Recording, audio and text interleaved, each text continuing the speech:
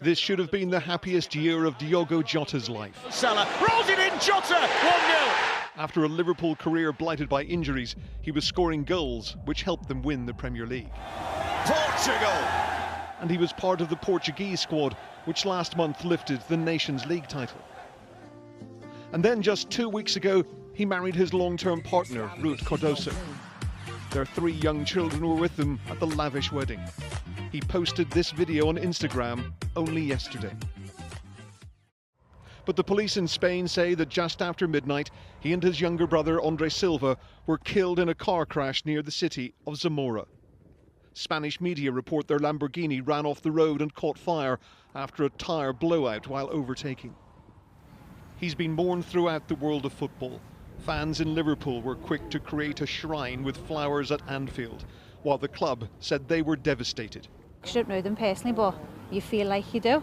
So you feel like they're part of your family. I just had to be here, and then I met with Andrea. We've just had tears and all sorts. It's beyond tragic, to be fair. I don't even know the guy, but you feel like you do. It's just yeah, it's awful. The Deputy Prime Minister was visiting Liverpool when the news broke. The great things that he was going to do here and in his life, and it's just so heartbreaking and devastating for people who have, woke up to the news this morning. The Portuguese Football Association said Diogo Jota was not only a fantastic player with almost 50 caps for the national team, but also an extraordinary person who was respected by all his teammates and opponents. He had a contagious joy.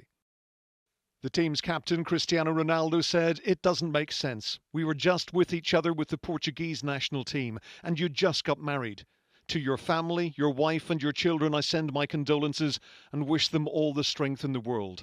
Know that you will always be with them." There will be a minute's silence tonight when Portugal's women's team play their first match in the Euros. That's so tragic, because that was like a player who play in silence, don't make any loud news, just play his football. His former club Wolves said Diogo was adored by our fans, loved by his teammates and cherished by everyone who worked with him during his time at Wolves. The memories he created will never be forgotten. Liverpool paid Wolves £41 million to bring him to Anfield in 2020. They can count on me because now I'm one of them, and I will give my best. Liverpool is once again a city in mourning and in shock. The club's Premier League celebrations overshadowed by a car ploughing into pedestrians, and now the premature death of a much-loved player. Ian Woods, ITV News.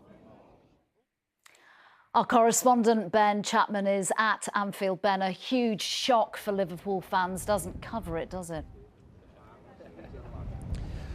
That's absolutely right. There's one word which keeps being said to me over and over again here this lunchtime, and that is the word family. Diogo Jota was part of the Liverpool family, and people coming to lay flowers and leave scarves here today really feel like he was one of their own.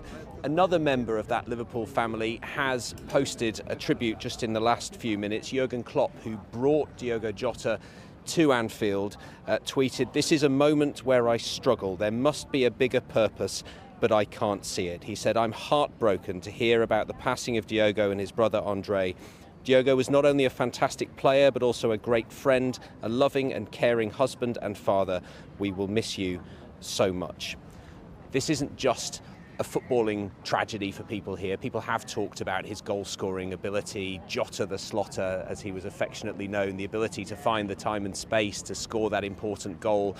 But people here had real affection for him. The smile on his face is something else that people have talked about whenever he appeared in a Liverpool shirt.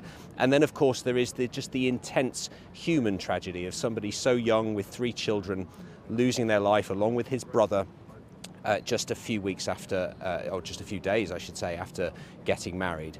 As Ian reflected on there, this is a club that has had throughout its history more than its fair share of tragedy, not least at that Premier League victory parade just a few weeks ago that Jota was at. Today, that Liverpool family is having to come together in numbers here again for another one. Ben Chapman at Anfield, thank you very much. Well, joining me now is Dan Clark from the award-winning podcast, the Red Men TV. Dan, thank you very much for joining us this lunchtime. I heard you on the radio as news of this broke. Has it sunk in yet? No, to be honest, it hasn't. I'm still trying to comprehend and come to terms with what's happened, if truth be told, and just seeing your package there and some of the words come flooding in, the tributes that are being paid from former clubs and former teammates, it doesn't make it any easier and it doesn't allow it to sink in any quicker, if truth be told. And it's unimaginable, the sadness. Obviously, we as a fan base are feeling right now, we are mourning this horrific, tragic news. But my heart and my feelings and my prayers just go out to the family and the loved ones mentioned there, 3 kids, newlywed. It really is impossible to come to terms with, actually. Yeah, absolutely. He's just helped his club and his country win silverware this season. He was known as a versatile player. How will you remember him on the pitch?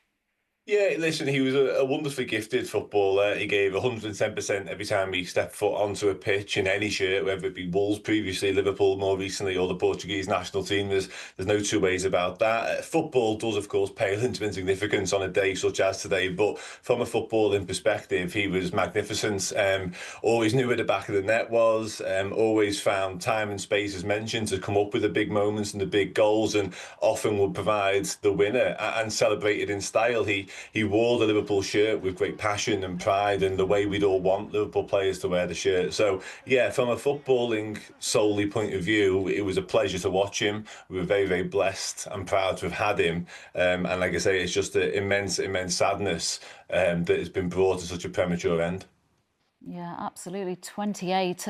Another shock for Liverpool fans after, as Ben was mentioning, those horrendous scenes at the club's victory parade, which was just back in May.